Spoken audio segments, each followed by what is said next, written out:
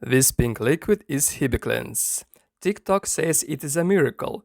People use it for acne, body odor, and everything. But what does it actually do to microbes under a microscope? Let's find out. Some people on the internet use Hibiclens like it's regular Axe body wash. Spoiler, it is not.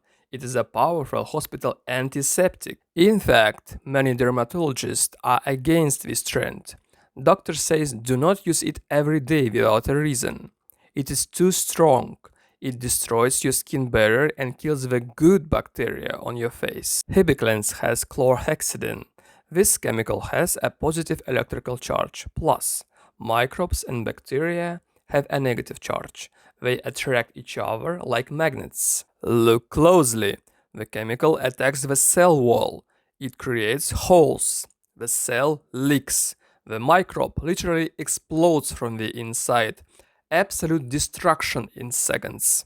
It is so fast and cold. This liquid destroys bacteria faster than a Canadian winter ruins your vacation plans. So, is it effective? Yes, it kills 99% of bacteria.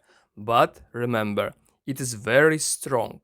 Do not drink it and do not put it in your eyes. Follow for more microscope experiments.